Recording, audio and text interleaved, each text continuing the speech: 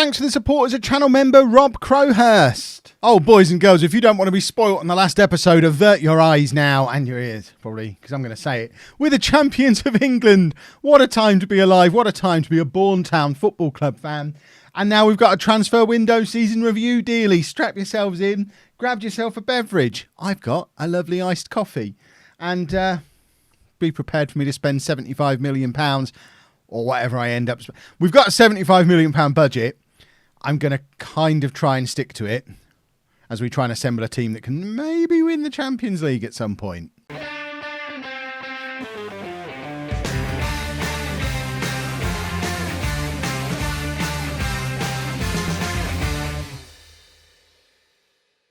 Hello and welcome to part 147 of Bourne Again. I'm Kevin. Coming up on today's episode, it's our season review and transfer special as we celebrate being the champions of England. You can ignore that graph. That graph looks a lot better now that we're back in the black after the increase in advertising revenue, increase in board investment and some player sales. Sorted that problem out, left us with a decent budget, and we're even closing in on clearing our transfer debt as well. So, somewhere on here it shows us, I forget where it is, somewhere we can see where we'll be free of transfer debt. It might be in clauses. Yeah, so clauses for players we've bought. Oh, we've got another several years with Addo. Addo's like half of that. And then there's not many other clauses. We've got a few. Arango, we still owe 14 million on. Okay, that's being paid this summer, in fact. That'll clear some of the debt. We're still paying a wage contribution for Gervin. Oh, there's too many wage contribution from Mazzinho. Who's in charge of the finances at this club? My goodness. Still got another 26 million for. So they're the three players that are taking the transfer debt: Steinman and Addo and whoever was the other one. I forget who it was. Arango. They're the three, I think, that we're still paying significant amounts for. And Bonilla. Okay, there's quite a lot. We'll check in with that again maybe at the end of the summer. But for now, we'll do our season review, see how we're getting on. We know how we're getting on. We're doing really well. We've just won the league. This is our all-time best 11. So Diaz has made his way into that, along with Ricardo and Arango, which means we must surely be becoming the current side now, almost, with Quinn and Arnautovic and Hardy added in and Barnes. So it's still not quite the current side. So the all-time best 11, Sir Alan Hardy in goal, who's still playing for Sheffield Wednesday. He's done a season and a half now down in League One for them. How did they get on this season? They got promoted. So Alan Hardy's back in the Championship. Excellent. He'll be getting knighted at another club at this rate. I think that's how knighthoods work. We've got Barnes, who's almost certainly still in the MLS. Yep, still playing for LAFC in the MLS. He's been there a long time. Is he officially American yet? He's not. He's not taken on. Oh, in fact. Oh, he qualifies for it, but sees no benefit in getting it. Fair enough, Joel. You don't plan to live there after you've retired. Fair play to you. Diaz, De Silva and Arango, the rest of the back four. So three of the current back four. And I guess it's because we haven't decided on Regulus or Gilarducci over the last few years. They both played half the games, sort of. And Arnautovic, who is still playing for Malaga, which is where we sold him to, I think, for £6 million. So he's still knocking around in La Liga alongside Sarmiento in midfield. And then Gomez, Ricardo, Cernajacki behind Quinn up front. We know Quinn retired after going back to Sheffield Wednesday and not getting in their team. We've just done that. End of season awards. Then Cernajacki with our player of the year, 46% of the vote. Bonilla runner-up, then Arango. Cernajacki also getting goal of the season. I think you're going to hear me say Cernajacki a lot over the next few minutes. I think he wins most awards this season because it has very much been the Cernajacki show. But this was his goal of the season effort. It's a free kick. One of many free kicks he scored over the course of the year. He either scores free kicks or headers. That's what he does. Bonilla gets signing of the season for his £31 million signing. Cernajacki still just qualifying for Young Player of the Year. That'll be the last time he wins it now, age 24. He'll give someone else a go. The team of the season is Paquita in goal, a back four of Gilarducci, Diaz, De Silva and Arango. Bonilla, Addo and Sarmiento, interestingly, rather than Steinman as the midfield. And then Cook, Gomez and Cernajacki as the front three. So again, quite interesting that Gomez is there ahead of Soma, although he did start more games than Soma, I think, over the course of the season. Top scorer then was Czernajacki with 22 goals. He also got the highest average rating, the most assists, joint with Lee Cook. I mean, 32 assists shared between our two wingers. They're insanely good, both of them. Best pass completion goes to Bonilla, as you would expect. He just sits there at the base of the midfield, playing constant short passes.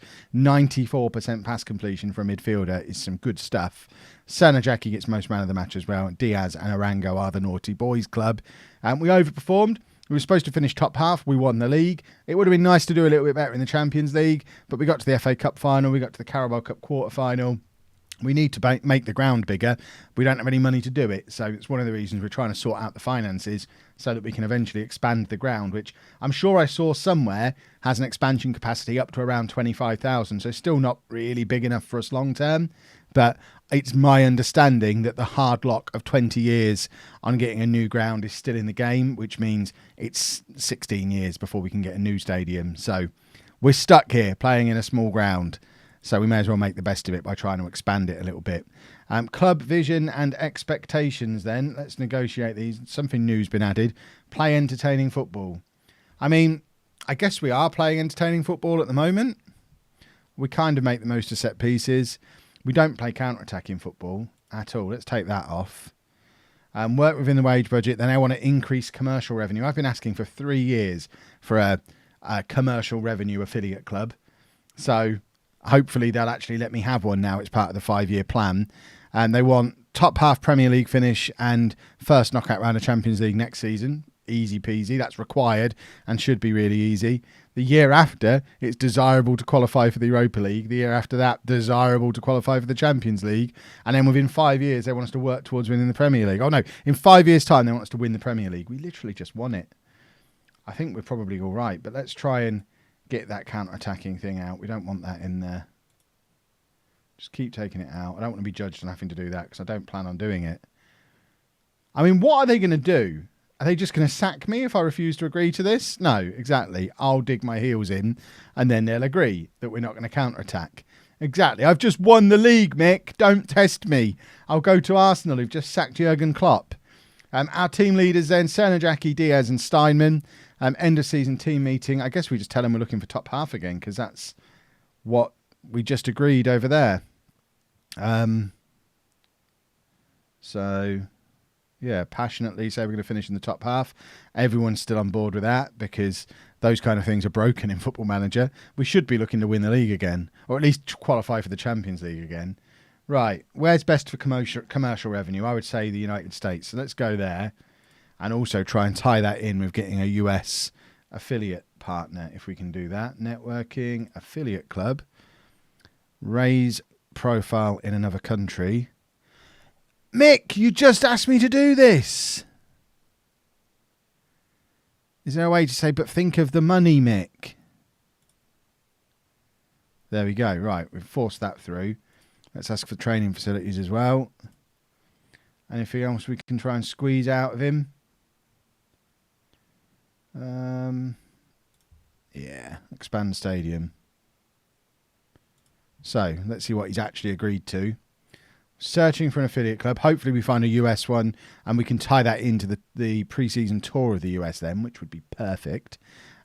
Training facilities going to cost us 4.9 million and we're looking to add not much capacity, but we're going to do it this summer. Construction work is to begin at the end of the season, scheduled to be completed by the end of August. So we're going to add, another couple of thousand seats before the new season starts? That's awesome. That's quite impressive that we can do that. Are we actually getting confirmation that's happening? Because last time they said it and then didn't do it. I wonder if they're going to do it this time. We'll keep an eye on that when the season starts. Right. Transfer-wise, we don't need to do a lot. We've just won the league. We're about there, player-wise. This is the squad. It's probably an idea to move one of these strikers on. Don't know who. Fabio, who we've just signed. Probably, because he doesn't really fit in anywhere. He was a bit of a flop. We thought we just needed a bit of extra cover. We didn't really use him. He wasn't very good when we did. I think we probably try and move him on again because he isn't any good. It would be nice to get someone in that kind of mould who can provide cover on both wings because we've only really got the three wingers, Cook, Ricardo and Czernajacki. And we know Czernajacki and Cook are both injury prone. So if we could get someone to come in who could play both sides, that would be great. Central midfield, if we take Ricardo out of the mix, we've got 4. We've got Ado, Steinman, Ricardo. Ricardo's up there. Ado, Steinman, Ariel, Sarmiento. Sarmiento's not really turning into the player I thought he would be. If we were to get like an 80 or 90 million pound offer for him, I'd be up for letting him go. He's been here 4 years. It would be a big profit on him. He's starting to feature less. He only started 12 games last year. I wouldn't be against bringing in a player over the top of him who's maybe of the quality of Ado and Steinman, but with a bit more attacking oomph, because they are our 2 best midfielders, but they're both more defence-minded. And it would be nice to have someone like Ariel or Ricardo, but better. That's what I'd like. Ado, Steinman, Bonilla can all play defensive midfield, so I don't think we need to faff about with that too much. De Silva, Diaz, and it says Bonilla. We've obviously got Nixon Burke as well as our wonder kid there. It might be nice to draft in another young defender if we can. We've got the young Russian guy, Smyrnov, who we brought in last summer. We've got Giladucci and Regulus at left back. We do need a right back. We've only really got Arango. I think this is the summer Ansong moves on. At the moment, Nixon Burke tends to play at right back when Arango's not available, or Giladucci goes across there. So probably a proper backup right back would be nice. And although we've only got Paquita there, we obviously have the youngsters as goalkeeper options. If we add the 2 stars on, we've got Beagles and Simic, who are both... Beagles is a full international now, 23 caps for Wales at this point. I think Beagles has got to be our backup goalkeeper again. Played 4 games in the Premier League last year, plus another 4 in the Cups. He'll be my cup keeper next year. I don't think we need to bring anyone over the top of him. So 73, 74 million to spend, maybe with a sale of Sarmiento and Fabio, adding in another... Let's say doubling that. Let's say that gives us 150 million to spend if we sell those 2. Except we won't, because we only get half of that. So let's say we've maybe got 110 to spend. And we want a central midfielder, a winger who can play both sides, and a right back. We're going to have to shop for bargains, or pick one of those options, I think. Well, I just read through all these, thinking... this is getting quite interesting. I might start showing some of these. And I got to the end and thought, yeah, I've got to show all of this. So, financial fair play stuff, just confirmation that we made a profit of £225 million over the FFP period for the Champions League. We've changed. We have changed. We did have to pay a big tax bill, though. Commercial summary. There's where you see one of the reasons we managed to save ourselves financially, because of that massive increase in sponsorships this season. Also interesting to see that Soma sold more shirts than Gomez. So top shirt sellers, Cernajaki, Cook, Soma, Sarmiento and Gomez. But then the really interesting thing is this. We're off to Nottingham. We're going to have a year at the City Ground in Nottingham, while the board are enlarging the stadium by another 8,000 seats. Bearing in mind, this was announced 3 hours and 44 minutes after that announcement that we were adding those seats that were going to be done really quickly. So I'll check in a second if it's 8,000 on top of that. But they've changed their mind very quickly on what they're actually going to do. I've lost the actual announcement. So it says new stadium plans. It's not a new stadium. It's our current stadium is being expanded. It's going to cost us 12.5 million. And it's going to be done by April, so we'll be moving into it at the end of next season, I guess.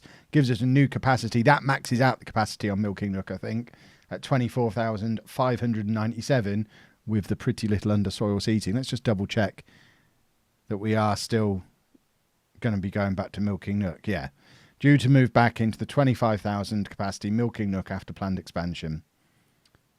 Excellent. So we're playing in Nottingham for a year, which isn't ideal. But we're going to end up with a more fit-for-purpose stadium than we had before. That is then going to have to do for the next 15 years. And then we can really move on to a really big one after that.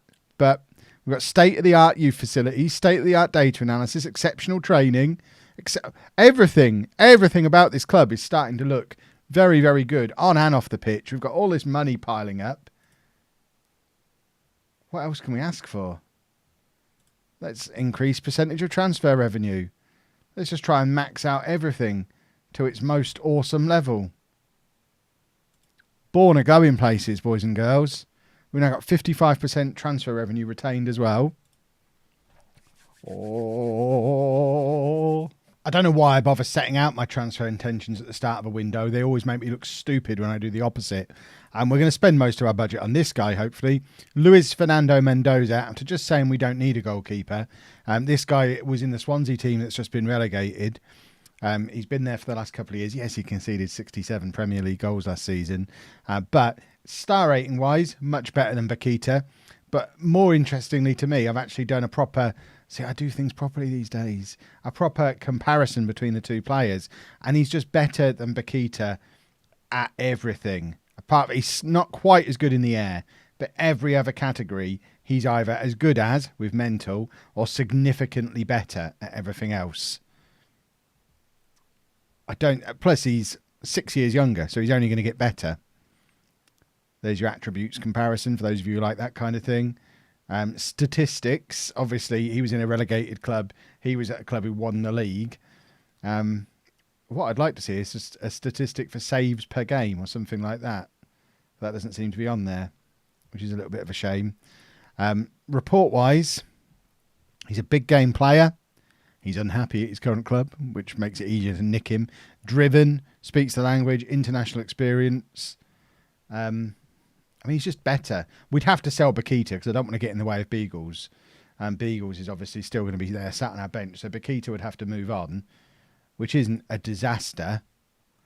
But when we're filtering our search players for ones that are under 23, so we don't want to sign old men. So we're looking for players under 23.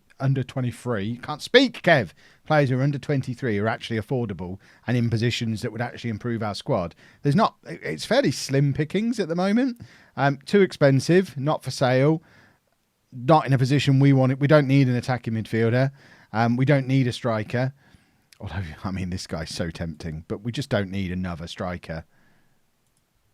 I'm always tempted to bring him in and try and make him the attacking midfielder we were talking about and get him in that Mazzala role and James Burgess him.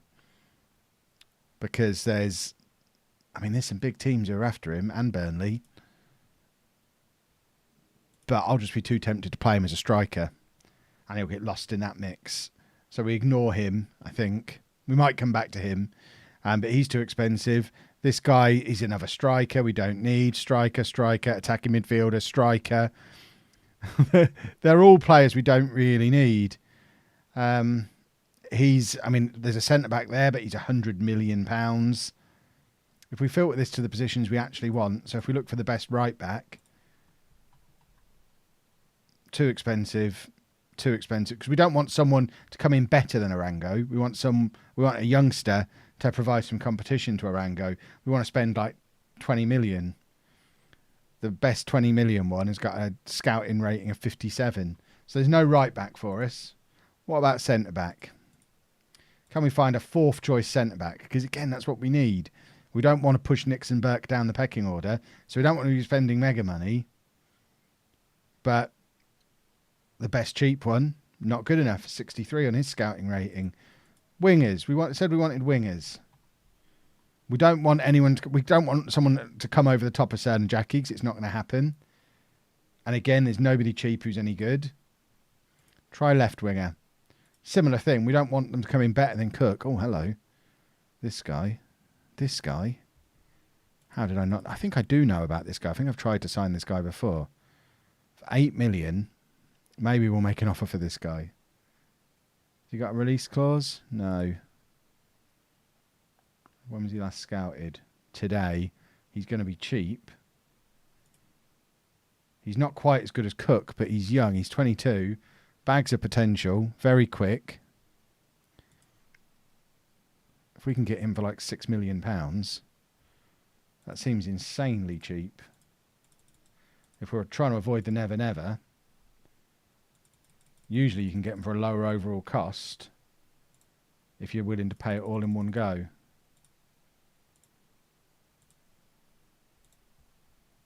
That seems like an interesting deal. And then the other position we were looking at was central midfield. And then again, we're in the same thing where everyone's really expensive. Do we go for that striker, but immediately start retraining him? That's the thing. Is he going to come in willing to be a backup player initially? He must have a release clause because he sat there on a flat 19.5 million. Yeah, right.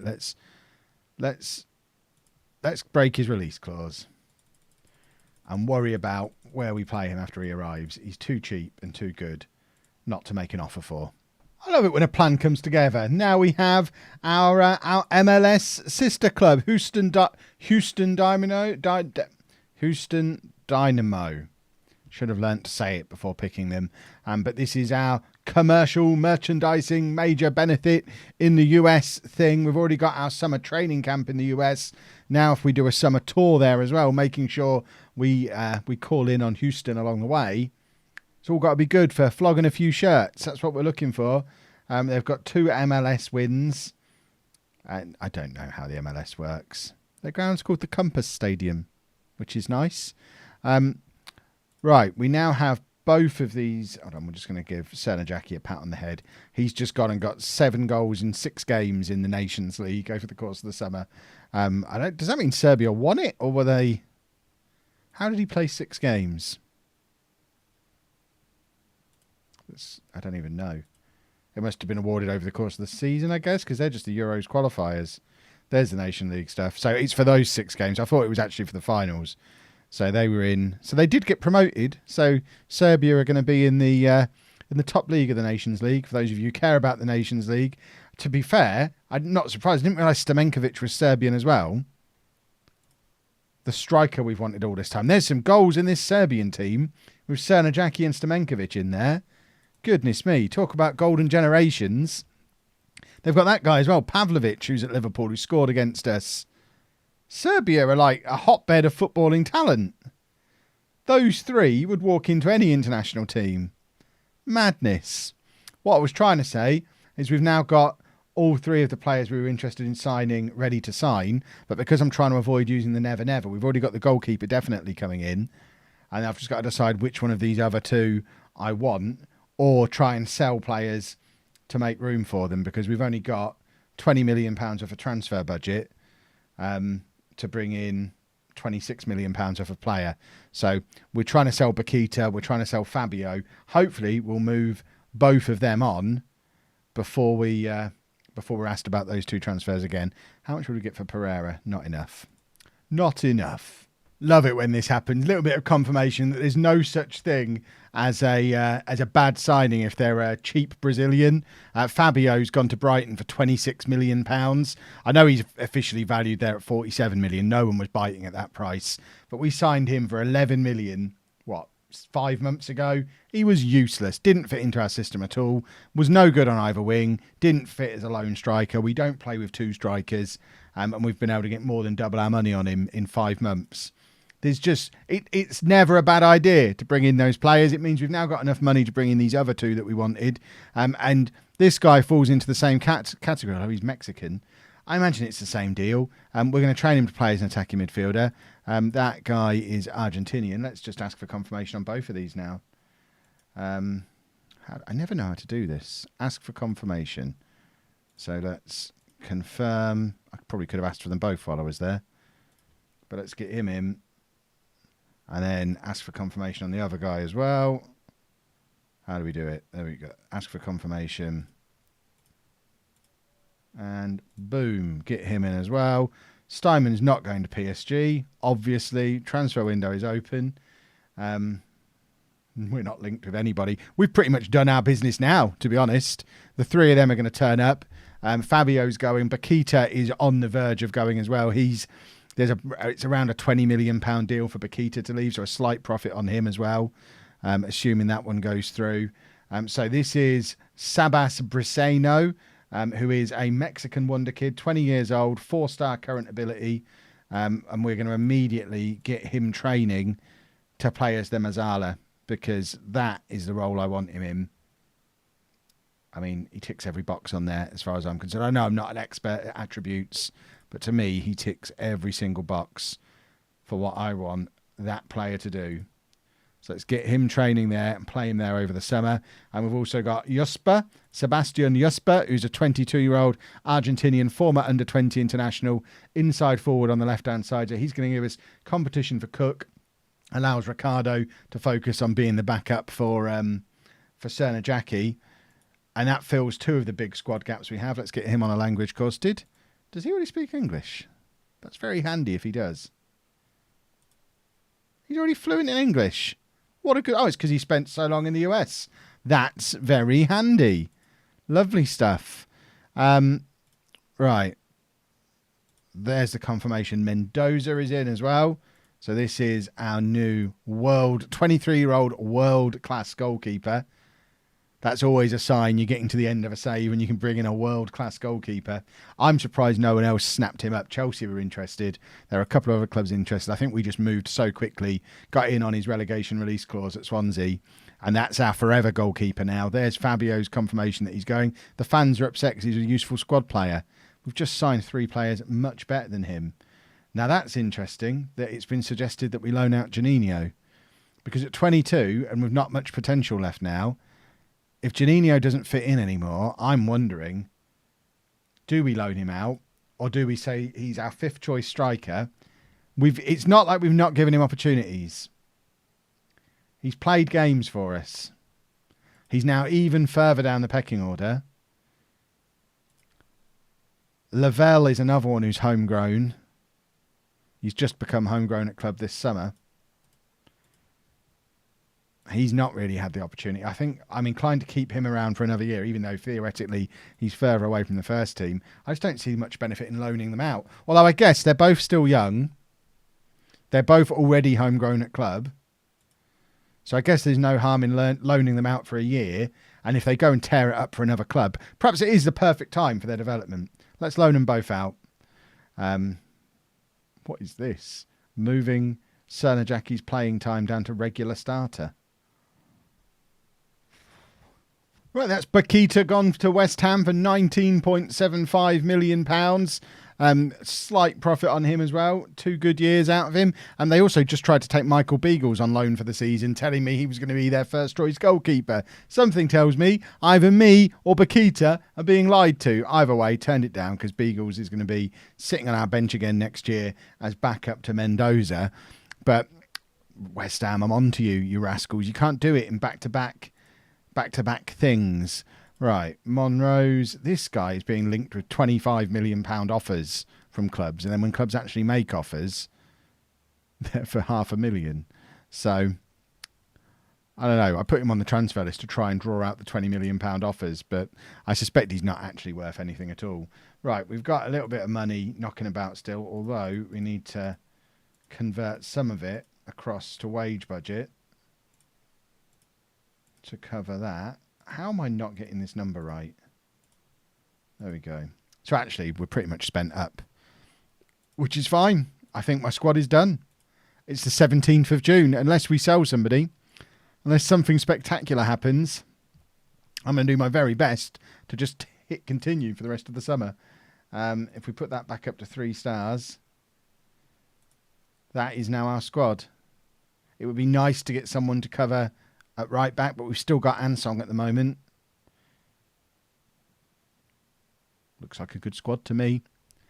I've got no money to add to it, even if we wanted to. Transfer debt is being whittled down again. That'll go down a little bit more as the summer goes on. My goal now is to get to 0 transfer debt. And then maybe 0 net debt. Imagine that, a debt-free club in a new 25,000 stadium. Bourne are going places.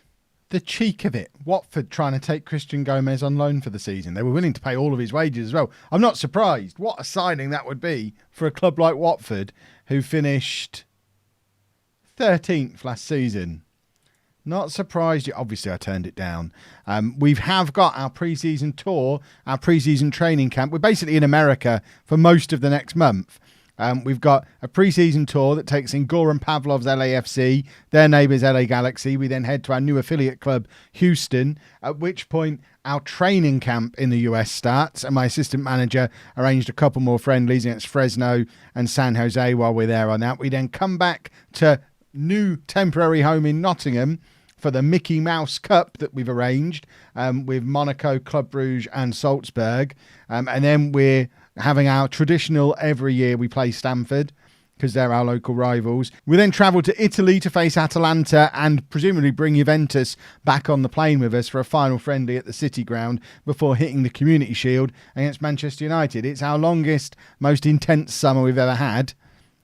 We should be fit by the start of the new season. I just hope we're not tired. Well, some things have happened. I still haven't signed anyone on the Never Never. And in fact, as you can see, we've got quite a healthy looking balance and some money left over to spend from what we've been doing. It's all part of Project Sort Out Finances. We're down to £58 million of transfer debt. We actually have positive financial projections for the next few years now. I don't know what's got over me. It must be these shirts. These shirts have changed me. Wearing the badge so close to my heart clearly makes me want to look after the club properly. So we've sold a couple of players. In fact, more than a couple, really. We're just continuing to clear out players that we don't really need. So starting from there, Ben Andrews has gone to Coventry for £4.6 million. He was a youngster we spent £4 million on from Forest. Never really got anywhere. Loaned him out a lot. Now he's gone to Coventry. He's one of many players who have met a similar fate to that. Goodness me, my new computer needs to hurry up and turn up. It takes so long to move from player to player. So I'm just going to stick to the big headline ones. Anton Smyrnov, who we signed last summer and just decided, he was a panic buy. We've made a loss on this one. He wasn't ever going to be good enough. We've just moved him on to Leeds just to get him out of the way because he was never going to be good enough to get in our team. So let's not panic buy trash anymore. Michael Amlang has also gone to Leeds. Never really got the opportunity with us. That's not fair. There were a few times he got an opportunity. There was a couple of times he looked quite good at championship level, and I'm sure that's what he'll be. Very good at championship level for Leeds, who spent £4 million on him. We did turn a profit. We turned a profit on him, so can't really argue about that. Sergio Monrose, who there was a lot of talk of big money for, he's actually gone on loan back to Argentina, where he's playing for Argentinos Juniors, so I guess we're not going to be getting the big fee that we hope to get for him. In more positive loan news, Alex Lavalle has gone out on loan to Marseille for the season as we look to continue his development. He's a homegrown at-club wonder kid, so hopefully he comes back all polished and shiny and ready to slot into our squad, where there are a couple of midfield vacancies. Juninho has left the club. He's gone to Real Sociedad for £24.5 million. A slight profit on him. Yes, he was homegrown at club. Yes, once he was a Brazilian wonder kid. It doesn't change the fact he's been here for 4 years and never really looked like a goal scorer. He had moments of looking awesome, but that's not really enough, is it? And we've made a profit on him and moved him on. We've also finally done what we probably should have done last summer and sold Ariel. He's gone to Bayern Munich. We got a good fee for him, £58 million, as we turned a big profit on him, an £18 million signing, who, when we were playing an attacking midfielder, he was always in the team. We kept him to play as the Mazzala last summer. He started one game last season, and we still managed to get a decent fee for him, so he moves on as well. It kind of forces me into training the new striker into playing there rather than giving up, which I'd do if I had the option to play someone else there. So the players that have come in to replace these guys, a couple of free transfers. Stefan Allen is a 19-year-old Welsh right back who's played his entire career to this point in Serbia. He's come in on a free transfer, immediately gone out on loan to Cardiff to get him some experience, but he's got decent potential as a young right back. We've also signed an older right back. Stefan Fuss is a 23-year-old American international right back who can also play left back. 3-star current ability, 4.5-star potential ability, so the potential to end up better than Arango. But he's been at Arsenal throughout his career. They've never even played him. He's been out on various loans. He's played a season at Wolves on loan. He's had a season in La Liga with Sevilla. He was on the transfer list at Arsenal. We needed a right back. Seemed like the obvious one to bring in. We can now get rid of Ansong as well, which we haven't done yet, but we're definitely going to be working on it. And then we picked up this little bargain, which is the reason we let Juninho go. Domenico is a 23-year-old Portuguese international striker who was released at the end of his Braga contract. He was unattached, just sat there at the top of my shortlist. So we had a little sign. We had a little sign with him. 76 goals from 127 games in Portugal.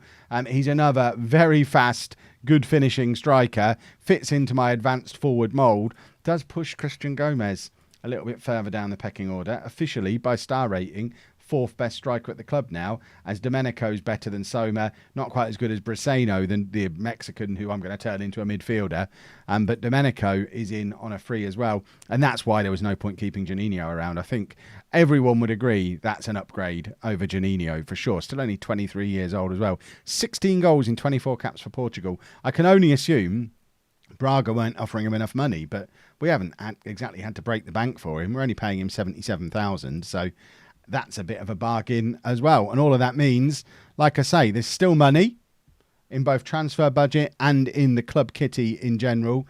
The squad depth is looking very strong. I think the one thing I would like now, maybe a centre-back, a fourth centre-back. Yes, midfield looks a little bit light when you consider two of those are also defensive midfielders. In fact, why is Benia's not actually on the central midfield list, which is interesting. So we could maybe do with an extra guy in there, but remember we've got Lavalle coming back and we're going to be training Briseno to play there, so he's going to be playing against the Mezzala a lot as well, which is why we look very overloaded with strikers. We've kept Sebastião around. He's now 20, still showing 5-star potential. Hopefully he doesn't go the same way as Juninho. I would like to say he'll get more game time this year. The only way that's going to happen is if we let Gomez leave. And I can imagine the riot if we do. I'm going to ponder that one. I can't bring myself to transfer list him. I just don't see him getting much game time now with the new players who are here. We'll see how things pan out. But he is actively in the way of Sebastião when it comes to a spot on the bench. Let's do a comparison of the two of them. You know I like this screen. Gomez is quicker and slightly better in the air. And Sebastião's better at everything else. I think this is probably the final season for Gomez. I don't want to sell him until it's clear he's not good enough. He might be leaving relatively cheaply next summer because he'll be a year away from the end of his contract at that point. But if we can find a defender just to fill that gap, I'll be happy. A little bit more business has been done. Nothing major. Ansong has gone to Derby for £6 million. We finally got our money for him. Another one that we made a profit on over a long period at the club. And we've used that money, plus some of the other money that was knocking around in the kitty, to go and bring ourselves in another youngster that we hope to make a profit on one day. Matthias Giroud, 18-year-old French under-20 international. He's a striker, attacking midfielder, central midfielder, 2-star current ability, 5-star potential ability. He's not going to be in the team this year, but he did have a very good goal-scoring season for the Athletic Bilbao B team a couple of years ago, or last year, in fact. So he's got goals in him. He's another one who his future with us might be as a midfielder, unless that improves. But he is 6'7", and you know I like him big. So that probably is our transfers done, unless something in the shape of a defender or a midfielder presents itself in the next 7 days before the window closes. Seems unlikely, but we've got to play the Community Shield first. Well, in answer to the question about what this extended pre-season would do for fitness, it's left most of the squad fully match fit, and a few of them, which are behind my head, so if future Kev could just move me for a moment. As you can see, Steinman, Cernajacki, Cook, none of them really fit to play today, so they're going to miss out on the Community Shield. Cook's got an injury. Steinman and Cernajacki fully match fit, but presumably have, because they're our two best players, have played every minute of the summer, so they need to rest for the Community Shield. Bring me back, future Kev. Thank you very much. So they can miss out. It's still a relatively strong team. It allows us to try out a couple of new things, specifically new combinations out wide, which I'm interested in seeing how it works. And of course, Mendoza can come in and make his debut in goal. So we're going with Mendoza in goal. A back four of Giladucci, Da Silva, Diaz and Arango. Bonilla at the base of the midfield, Sarmiento and Addo ahead of him. And then new boy Jesper and on the left, Ricardo on the right, because remember, he's moved over to be our backup right winger now. And Soma gets the nod to start up front. Soma is my man this season, I think. I think he's my striker. We'll see how he starts the season. He's obviously the of the 4.5 star strikers that we've got. He's the one that's established scored goals for us last year and already speaks English. So he gets a little bit of an advantage over Domenico and Brizio, who, and to be honest, second one, whose name I will learn, I still think he's going to be a midfielder for us. So expect to see him coming on in central midfield at some point during this game. That's where he's been training all summer. And with Soma, Gomez and Domenico as our strikers, he ain't getting in as a striker unless he's an absolute world beater. And that would just be silly when he's got the potential to play in midfield. He's the new James Burgess, for those of you who've been around for a while. And we're 1-0 down after 2 minutes. Well, welcome to the big leagues, Mendoza, who of course did get relegated last year with Swansea. He's still good. This isn't his fault, obviously. We know from the FA Cup final and from most of the shape of last season, Manchester United are a better side than we are. They just bottled it for a month and let us sneak in and take the title from them. I don't think we were the best team in England last year. I think we kind of got in and robbed a league title off of probably 3 teams who are better than us in Arsenal, Man United and Man City. Probably all better sides than we are. We have some standout players, but 3 of them are not even in the squad today, in Cook, Steinman and Cernajacki. And without them, and with Gomez sitting on the bench, that looks like a very mid-table team, I think, without the stars, which I guess is fair enough. You take out the 3 or 4 stars from any team and they're not going to look as strong. But it does show that we are still quite reliant on our standout star men. Right, Bonilla playing it forward for Arango, who nods it back, looking for Ricardo, but misses him completely. And now United get the chance for another breakaway, although they're struggling to get past Ricardo. He's doing some good pressing there, and he wins the ball back. And Ricardo has got a little break of his own. If he can beat his man and get a cross in, this will be lovely. He does beat his man. There's the shot. It wasn't a cross, it was a shot, but it acted as a cross because the goalkeeper parried it into the path of Addo. And there's the equaliser. And that is some really good work from Ricardo on this right-hand side. He's another one who gets a little bit of stick down in the comments from time to time.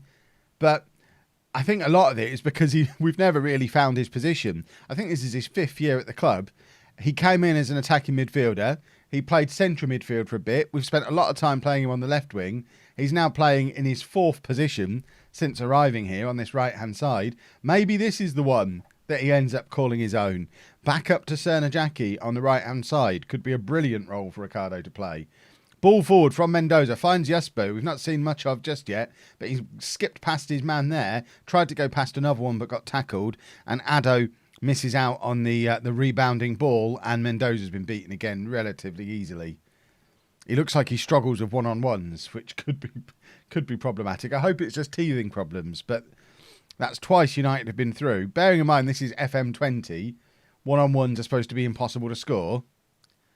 But there's got to be question marks over his positioning there. What is his positioning stat?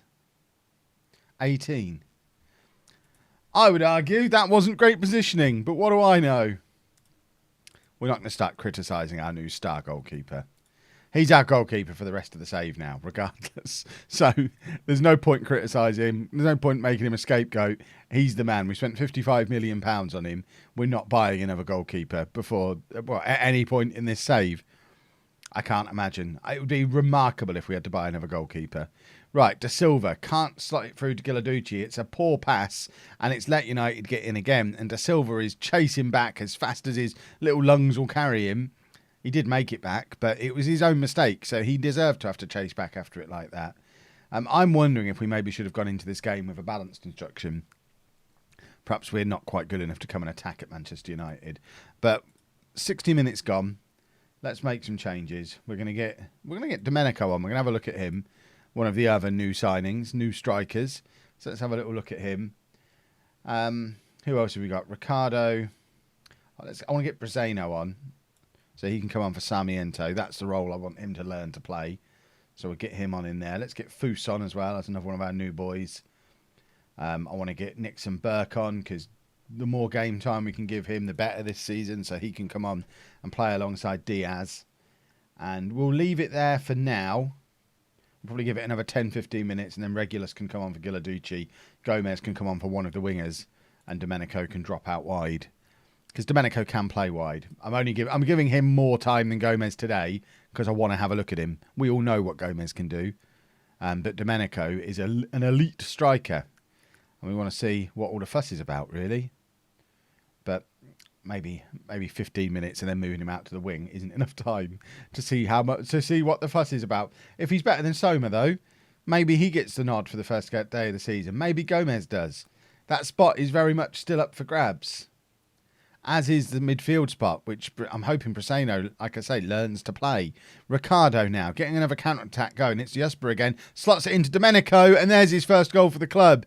It's a lovely little pass from Jasper, and a tidy little finish. I mean, it was a relatively easy tap-in. We won't get too excited about him just yet, but he is our new number 9, and that is a tidy little finish. He's done well to keep himself onside there, while staying goal side of the man marking him. Looked like some intelligent attacking play, and it's a nice tidy little finish, and it's now 2-2, and now we are going to bring Christian Gomez on, who is going to go up front, and we'll stick Jasper over this side, because he's a right-footed left winger. He should be able to play on this side. He can't, but we're training him to do it, and Domenico can play as an inside forward over there, and then Giladucci's tiring, so Regulus can come on for him. I don't think we can make the final change. No, so Beagles doesn't get his Wembley appearance. But let's show some passion. United not making very many changes, considering it's the Community Shield. They seem to be taking it more seriously than we are, which is probably not a bad thing. Because if we can hold our own without all of our best players and with experimenting throughout the second half, then that's a pretty good sign, if you ask me. Regulus has done well to keep that under control. And here's Domenico coming down the left wing now. He's got Gomez inside of him. Tries to go it alone, I think, and probably should be squaring that to Christian Gomez. But he knows he's actively competing with Gomez, so maybe he doesn't want to. This is some nice football. Preseno shoots from the edge of the area, and I think that's going to go down as an own goal. Yeah, it's come back off the post. It's the old off the post into the back of the goalkeeper Football Manager classic. That always seems a little bit harsh on the player taking the original shot. But we know Preseno looked good there. Some nice little passing, and then he's curled that nicely. And it's a goal, and it's 3-2. And we might be about to win another Community Shield, which would be lovely. Look how many men forward United have got here. They are going for it. That was probably one of those situations where you want the goalkeeper to look at the 4 men surrounding our 2 defenders and say, actually, I know I've told you to distribute this short. Just kick it a long way. Kick it over the top of all the United players, because they're in the way here. We don't want our back 4 to have to pass it around all of those attacking players. Let's just chip it over the top of them and let the midfield deal with it. That is a lovely clearance. I think that was Preseno with a lovely headed clearance. I like him already. United, last gasp, pumping it into the penalty area. Mendoza is equal to it, though. And, yeah, this time, just kick it a long way. I'm hoping he did. We didn't get a highlight off of it. And we have a trophy. We are getting good at winning the Community Shield. I think that's the fourth or 5th time we played in it. Must be the 4th. How many FA Cup finals have we been in now? I'm not sure. 4? We could check. This is the sort of thing we can check. How many times have we won the Community Shield?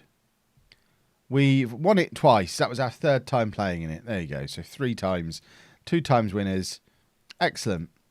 Right. Now we just need to cruise through until deadline day. I don't imagine there's going to be any more transfer business. But you never know. When there's money sloshing around and still a few days left, I've just noticed we're classed as rich for the first time. That's so cool. We've squeezed in one more player on deadline day, Alexander Lubinkovic, a Serbian buddy for Srnjaki to hang around with. He was just knocking about at Manchester City. Another one of these players who Manchester City bring in, play a bit. I mean, he played 23 times from last year, only starting 6 games, but played a bit, and then they've just put him on the transfer list, decided they don't want him. He's a 3-star current ability, 4-star potential central midfielder, who, if we go and have a look at our team report, it was an area where we were a little bit light, because I know it says we've got 5 midfielders above 3 stars, but actually Addo is kind of one of the defensive midfield 3, although he often plays central midfield. Ricardo, we've already said, is our backup, probably on both wings. So we really only have Steinman and Sarmiento as out-and-out central midfield players. So Lubinkovic just adds another one in there. You can't have too many bodies in that midfield, and he's just a nice, skillful player who is going to be able to dictate the play nicely or get forward and doing the Mazzala role if he needs to. I think he's a nice little addition for a nice little bargain price. In an ideal world, we bring in another defender, but it's not an ideal world, and we've now spent all our pennies, so we ain't bringing in another defender, and we're also no longer classed as rich. We're only secure after that signing, but I think we'll be all right.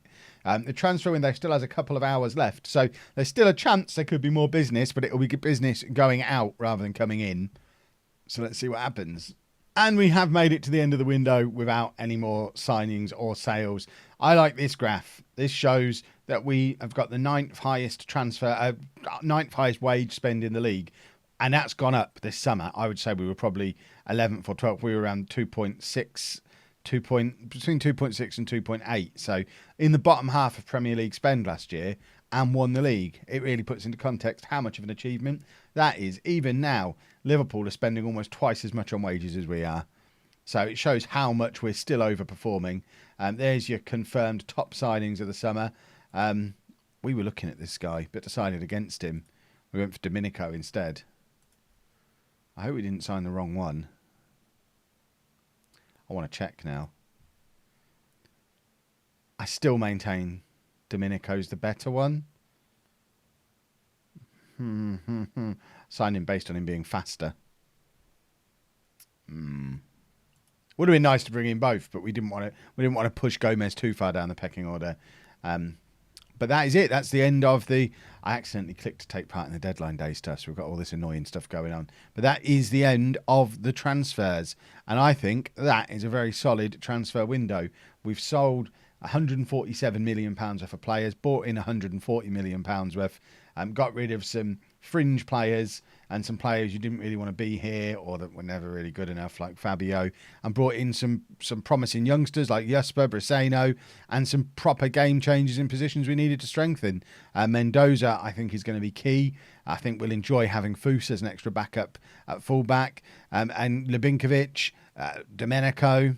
These are all players who are improving what we had there before. So I think we've got a good chance of pushing on and at least being competitive again this year. I don't expect to go and win the league again because I think it was a bit of a fluke last year, but we should be more competitive. I think I said earlier in this video, 2, 3, 4 years away from a Champions League win and the end of the series maybe. It does feel like we're in the end times.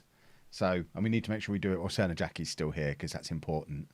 But we will wrap this up there. If you have enjoyed it, please make sure you leave a nice big thumbs up on there for me. Subscribe to the channel for daily Football Manager videos. And thank you very much for watching.